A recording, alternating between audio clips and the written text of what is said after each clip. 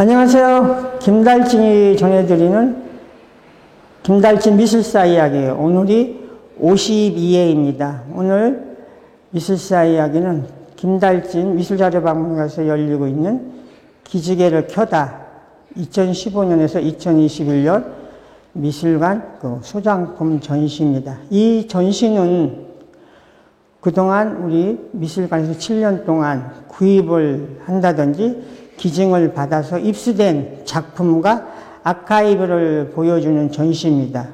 그래서 미처 보여주지 못했던 이런 작품과 아카이브를 꺼내서 그것들이 다시 숨쉬고 또 거기가 담고 있는 역사적인 의의가 무엇인가 이거를 일반인들에게 소개하고 또 연구자들한테 어떤 연구의 어떤 소스 이런 걸 제공하기 위해서 이 전시를 마련을 했습니다. 그래서 여기 소장 전시되고 있는 이 자료를 한 번씩 돌아가면서 설명하는 이런 방식으로 오늘 진행하도록 하겠습니다. 네, 여기 지금 보여주는 대형 사진은 1975년, 지금부터 46년 전이죠.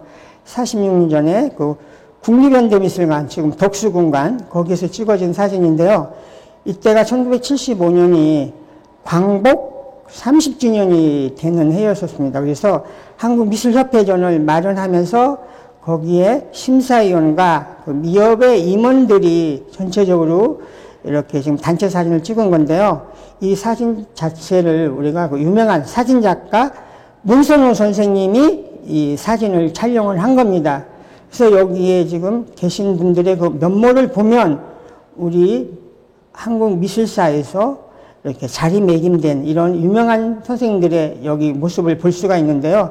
여기 지금 맨 앞줄 왼쪽에 이준 선생님, 이분 굉장히 장수하셔서 최근에 사실 타계를 했죠.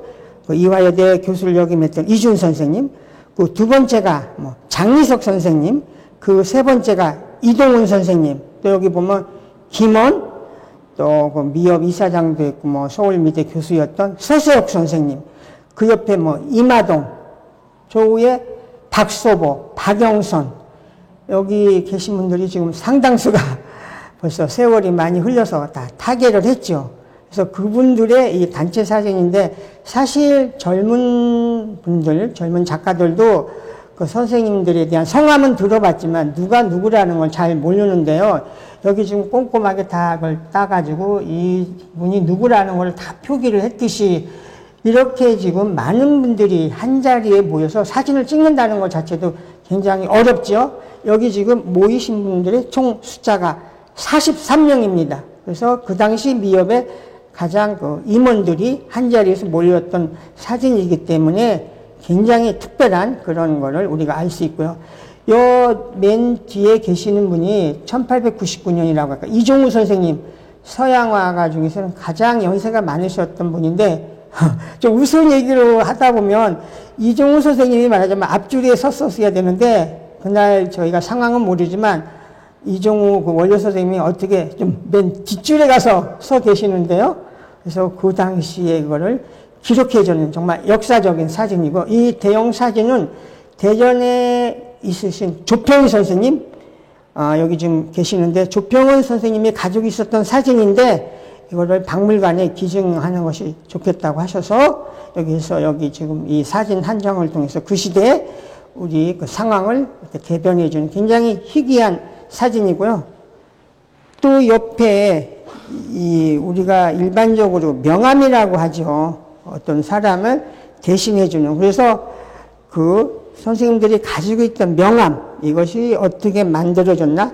디자인이 어떻게 됐나? 이거를 조금 보여주는 겁니다. 그럼 여기 보면 장민석 선생님, 대한민국 예술원 회원이었었고 서울미대 교수였던 유경채 선생님, 하인두 선생님, 미술평론가 이구열, 김인환 이분들 다 돌아가시고는 했지만 그분들의 어떤 명함, 여기 보면 이승태 선생님은 본인의 그 얼굴 초상이 들어있는, 그래서 명함의 어떤 변화 이런 거를 이 명함을 통해서 우리가 또 이렇게 볼 수가 있는, 그래서 이런 것들이 하나의 그런 아카이브 자료가 되는 겁니다. 네, 여기 보여주는 이 해화 작품은 그 생종이라는 작가의 작품인데요. 제목이 여행, 준이. 그래서 그 뜻은 멀리 가는 여행 그런 뜻을 담고 있습니다. 근데 그 센정, 원래 이름이 정승이고요. 그 센정은 1987년 우리나라 그 신세대 작가들의 모임이라고 뮤즘이라는 미술단체가 있었습니다. 그 신세대 그 창립회원이 우리 지금 너무나 유명한 이불, 최정화, 뭐 고낙범 이런 사람들이 활동했었고요. 그분들이 굉장히 독특한 자기의 작품 세계를 펼쳤던 작가인데 센정은 나중에 독일에 유학을 갔죠. 그러면서 그 사람은 해와의 본질적인 거를 그려야 되겠다 해서 그 그림을 이렇게 그린 거고요. 그래서 그 신세대의 그 회원이 다시 본질적인 해와의 그림으로 돌아왔는데요. 여기 보면 지금 말을 타고서 어떤 멀리 어떤 여행을 가고 있는 건데 그 회백색의 이 연한 이런 붉은빛 해서 그 센정은 지금도 독일과 한국을 오고 가면서 1년에 2차례 정도, 2~4차례 한국에서 개인전을 합니다. 그래서 지난번에 대구에서 전시를 하고요. 또 요번에 강남 로얄 갤러리에서 하는데 굉장히 해와의 본질적인 걸 추구하면서 작품성을 인정받고 있는 그 센정의 여행이라는 그런 작품입니다. 네, 여기 보여주는 이 진열장에는 그 김영주 선생님의 이 드로잉 작품과 그분의 육필 원고를 보여주고 있는데요. 김영주 선생님은 1920년에서 95년까지 활동하셨던 분입니다. 우리나라 추상화를 이야기할 때 앞서서 이야기하는 분인데요. 또 이 김영주 선생님은 특히 화가이면서 그 당시 어떤 미술평론 여기에 굉장히 앞장을 쓰셨던 이런 분이기도 합니다. 그래서 여기 지금 보여주는 첫 번째 원고를 보면 앵포르멜과 우리 미술 세계 공통의 조형 언어가 다가온다. 이게 1958년도 조선일보에 기고한 원본인데요. 우리가 한국의 추상미술을 이야기할 때 앵포르멜, 우리말로 비정형회화, 추상화죠. 그 당시에 50년대 말에 현대미협이라든지 많은 단체들이 생겨나면서 우리나라에 이제 본격적인 앵포르멜 이 작품이 들어왔던 거죠. 거기에 대해서 이 김영주 선생님이 이 지금 세계의 공통 조형 언어가 한국에도 다가온다 해서 그 시대에 이런 내용을 쭉 원고를 써서 조선일보에 기고한 그 당시에 참 귀한 육필 원고죠. 또 밑에는 선생님이 1963년에 추상과 구상과 사실, 우리가 미술을 크게 추상화다, 뭐 구상이다, 사실화다 이렇게 얘기를 하는데요. 그 당시 국전, 대한민국 미술전람회에서 이 구상과 비구상, 추상의 문제가 굉장히 대립하기도 했었는데요. 그분이 그 추상과 구상, 사실에 대한 어떤 정의, 그 내용을 쭉 하면서 이것이 또 한국일보에 기고가 됐던 건데요. 이게 지금 200자 원고지 19매의 그 원본입니다. 그리고 이거는 그 선생님과 가까웠던 제자라고 할 수 있는 조문자 선생님이 소중하게 간직하고 있다가 이거를 저희들한테 기증을 해줬죠. 그래서 그 시대 50년대, 60년대 초반 우리 미술계의 어떤 미술의 흐름이라든지 이거를 돌이켜 볼 수 있는 귀한 육필 원고죠. 김영주 선생님은 인간시대라는 이런 시리즈를 쭉 발표를 했는데요. 그분이 어떤 작품성이라든지 그분이 활동했던 어떤 미술평론에 대한 활동이 그동안에 우리가 미술계에서 좀 저평가됐다 이런 이야기도 있고 또 김영주 선생님에 대해서 또 한국미술평론가협회에서 어떤 연구를 하기도 했었죠. 그래서 그분의 이런 드로잉까지를 볼 수 있는 김영주 선생님의 코너라고 할 수가 있습니다. 네, 여기 지금 보여주고 있는 거는 김영덕 선생님의 그 아카이브 자료라고 할 수 있는데요. 김영덕 선생님은 원래 충남 서산 분입니다. 그런데 그분이 부산에서 활동하고 또 신문사에서 이렇게 활동을 했었는데요. 그래서 지금 저쪽에 보여주는 거는 1958년도 전시를 하면서 그 신문에 보여줬던 건데, 이 드라마라고 이렇게 되어 있고요. 요거를 보여주는 그 당시 작품 사진이고, 요거는 59년도에 김영덕 선생님의 전시를 했을 때 거기 찾아오셨던 분들이 우리가 얘기하는 방명록이죠. 여기 보여주고 있는 이시우 선생님은 부산의 최초의 미술평론가라고 할 수가 있습니다. 그 옆에 보면은 축, 김영덕 선생 개인전 의욕과 야망이 활짝 피었습니다. 의젓하게 항도의 자랑으로 조국의 이름 아래 걸어보고 싶습니다. 이렇게 해서 그 전시에 대한 어떤 소감을 이렇게 방명록으로 썼죠. 그래서 이런 방명록을 통해서 우리가 볼 수 있는 거는 그 당시에 거기에 참여해서 본 사람들의 이름과 또 그분들의 필적, 또 그분들의 어떤 격려사, 이런 거를 볼 수가 있고요. 그 선생님이 나중에는 향 시리즈라는 그림으로 조금 바뀌기도 했습니다. 그래서 그 선생님이 그 금강산을 갔다 와서 그린 만물산, 천주봉, 비룡폭포, 세전봉, 천하대 이런 거에서 앞에서 전시했을 때 찍었던 사진과 또 나의 금강동이라는 이런 거를 선생님이 했고요. 선생님이 안타깝게 작년에 타계를 하셨습니다. 그래서 선생님이 이렇게 남겨주신 이런 자료입니다. 네, 여기 보여주는 거는 김영덕 선생님의 태고라는 1958년도 작품입니다. 여기서 먼저 말씀드릴 거는 이게 지금 이제 보시는 분들한테는 잘 이게 파악이 어려운데요. 여기 지금 그림이 그려진 이 캔버스가 캔버스 천이 아니고요. 그 당시에 군대 천막지, 우리가 그 녹색 그 천막지 아시죠? 그 당시 이런 재료라든지 이런 것이 굉장히 어려웠었죠. 그래서 이 작품 자체가 우리가 얘기하는 군대에 쓰는 천막지 거기에다 그린 그림이고요. 그분이 그 당시에 어떤 전쟁에 대한 상흔, 전쟁에 대한 여러 가지 복잡했던 상황, 이거를 그림으로 그려낸 건데 좀 우리가 얼른 이해가 안 되는 어떤 추상성의 이런 게 강조가 된 거죠. 그래서 이 작품을 보고 시인 항명걸 선생님은 우리가 얘기하는 그 민중미술 이런 거에 굉장히 앞서갔던 그런 우리의 아픔과 시대적인 상황을 여기에 담아낸 그런 그림이라고 설명을 해서 이렇게 발표한 적도 있습니다. 그래서 이 58년도, 50년대 그 시대 상황을 보여주는 또 김영덕 선생님의 대표적인 작품이기도 하죠. 네, 여기 보여주는 자료들은 그 당시에 어떤 잡지, 팸플렛, 리플렛 이런 거를 보여주는 코너이고요. 여기서 우리가 주목하고 싶은 거는 그 월간 매신이라는 잡지입니다. 이게 1934년 10월인데요. 이거는 이 내용 안에 우리나라 그 당시 활동했던 47명의 작가의 그 상황과 11명 작가의 그 사진이 여기 실려 있습니다. 여기 이 그림을 자세히 보면 이 가을날의 벼이삭과 여기 메뚜기 해서 그 가을의 어떤 정취를 물씬하게 풍겨주는 정제510이라는 작가의 그림이 표지화로 되어 있고요.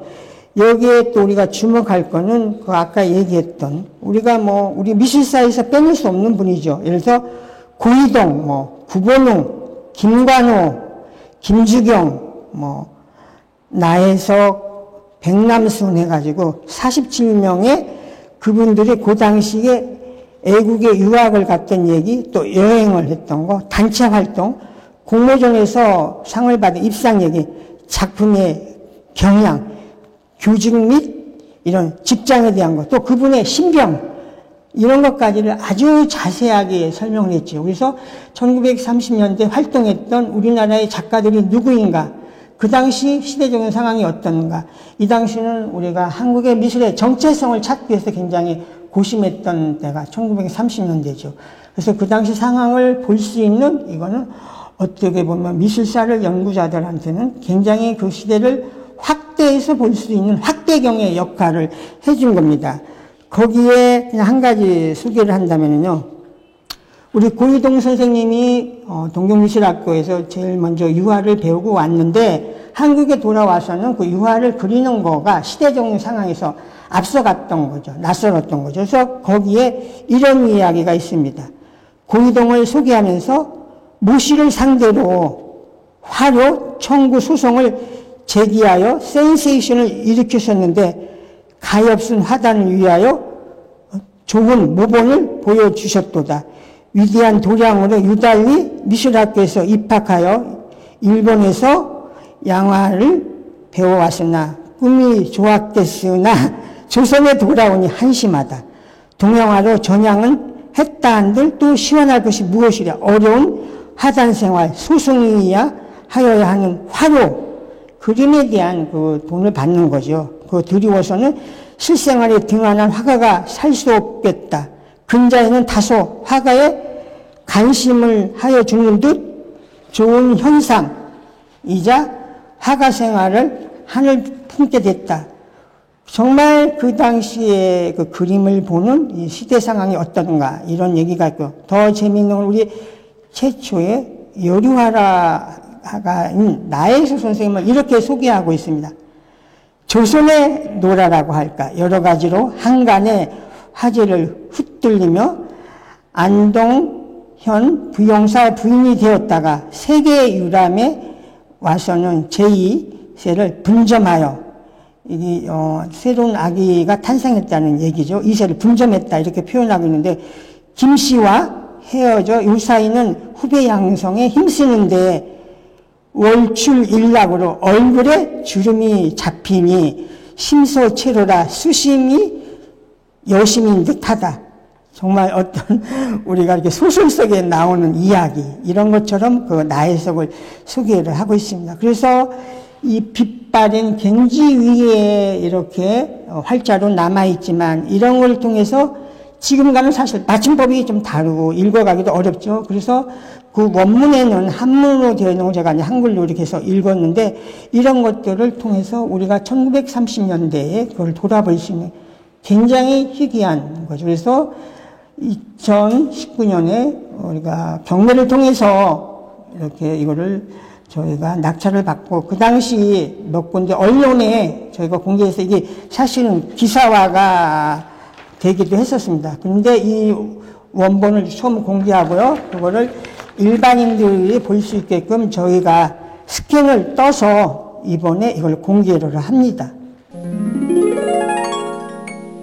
네, 여기 보여주는 사진 한 장이 우리 어떤 미술 역사, 홍익대학교 역사를 이야기해주고 있는데요. 여기에 지금 보여주고 있는 거는 우리 조각 1세대 윤유중 선생님이 지금 토로스를 이렇게 조각품을 만들고 있는데, 그 뒤에 서양화가 이마동 선생님이 지금 바라보고 있는 겁니다. 그때는 여름이었던 것 같아요. 그 두 분 다 지금 메리아스를 입고 지금 작업을 하는 이런 사진인데요. 이게 1955년도 사진입니다. 이 사진은 지금 예술원 회원인 박광진 선생님이 기증을 해줬던 사진인데요.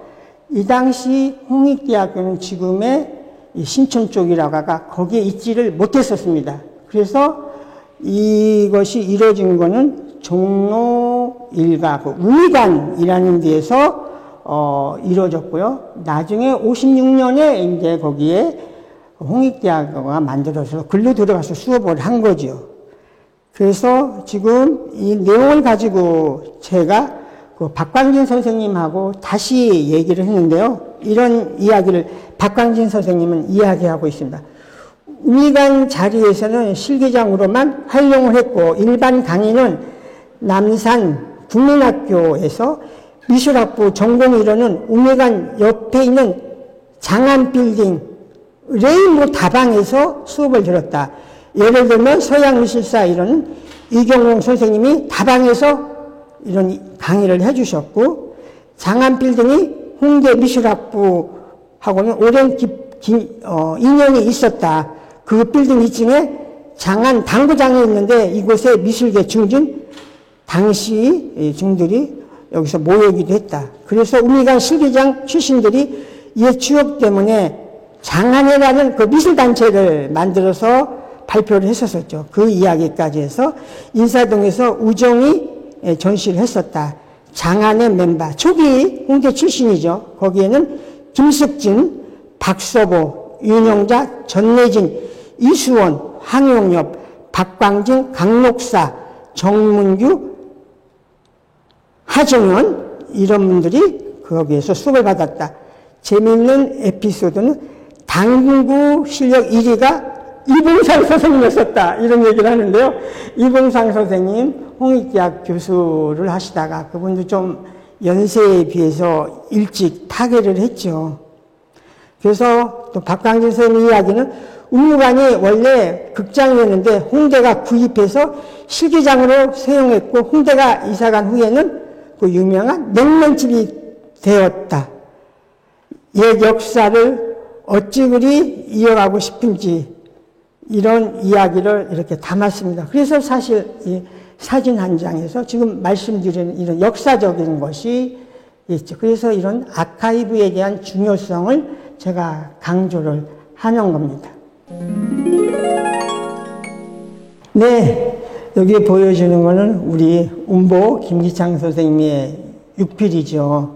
그래서 운보 김기창 선생님 우리가 알고 있듯이 그분이 청각 장애였었습니다. 그래서 어떤 경우 대화가 어려워서 이렇게 필담 이렇게 적어서 이렇게 쭉 했는데요. 지금 여기 보면 미술학교 설립, 동양화 전문 이런 거에 대한 이야기를 선생님이 쭉 했었던 그런 유필입니다. 그래서 미술학교 설립, 미술관 설립 등의 어떤 내용을 친필로 해서 어떤 운영 계획안을 했었던 그런 이 선생님의 유필이고요. 또 옆에 보여주는 거는 우리 유경채 선생님의 노트, 또 이력서, 또 일기장 이런 거를 지금 공개를 하는데요.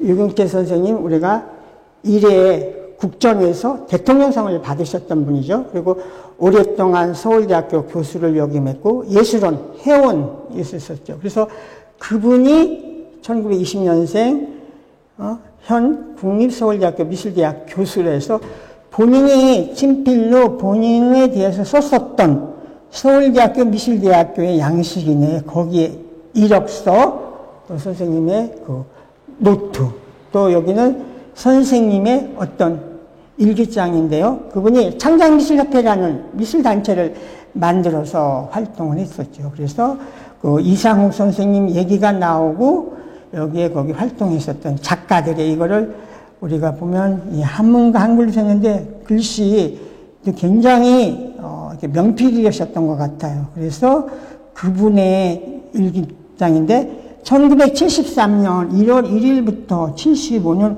5월 24일까지 썼었던 그 일기장의 원본 이거를 저희가 이번에 이렇게 또 공개를 합니다.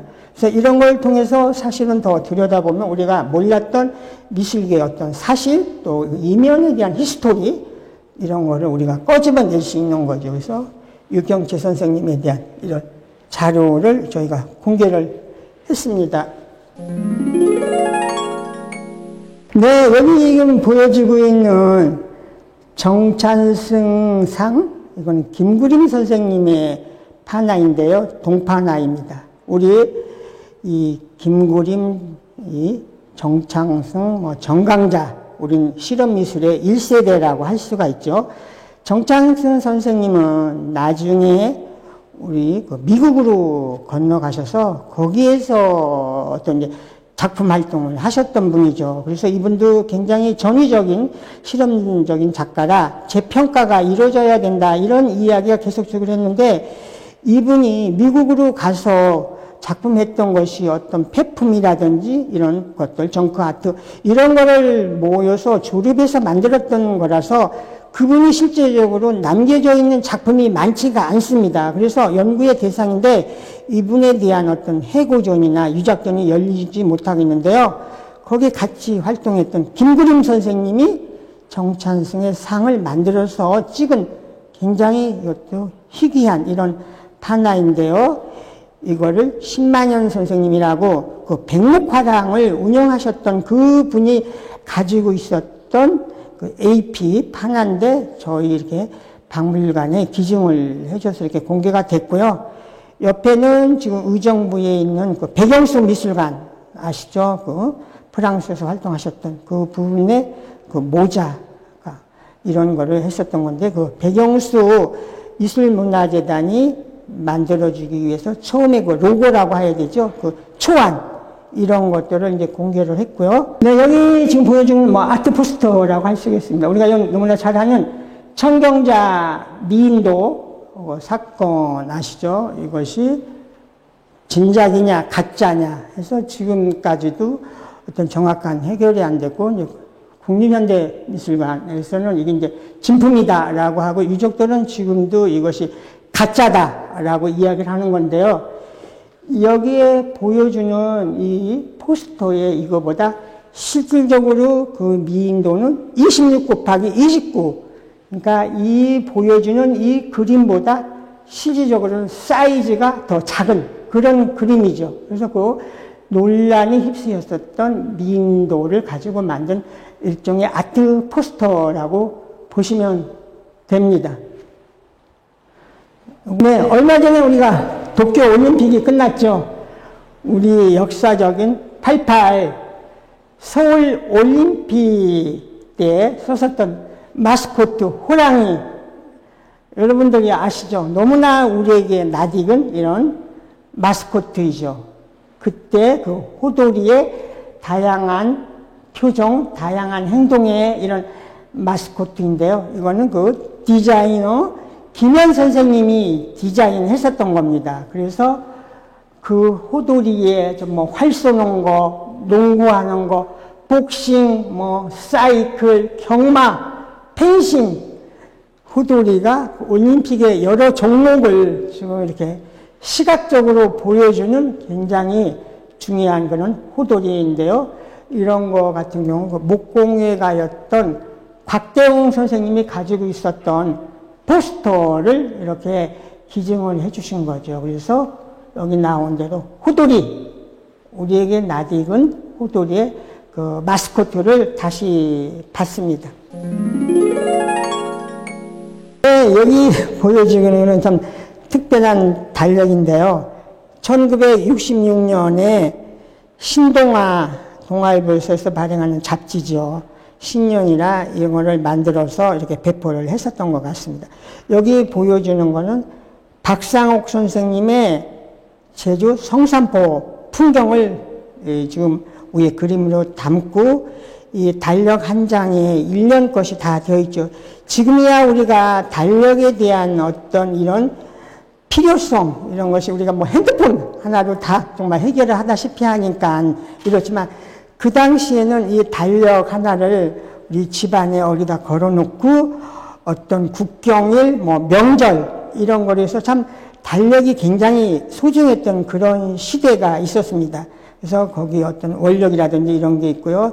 중요한 그 절기 이런 게 다 표현되어 있고 우리 박상호 선생님은 국정에서 대통령상을 받았던 또 유명한 작가였었죠. 그래서 이 한 장으로 1966년에 어떤 모든 상황을 대변해주는 이런 건데 이런 것도 저가 이거는 어떤 또 경매에서 이거를 제가 낙찰을 받아왔습니다. 그래서 이런 작가들의 유명한 그림 이런 것들이 달력의 이미지로 이렇게 다 보여주고 있고요. 그 당시에 동아일보사는 동아일보라는 신문과 동아방송이라는 그 방송 DBS라고 했죠. 그리고 소년동아 어린이 신문 또 신동아라는 월간 잡지 이렇게 또 4개의 매체를 발행했었다는 것을 우리가 이렇게 보여주고 있습니다.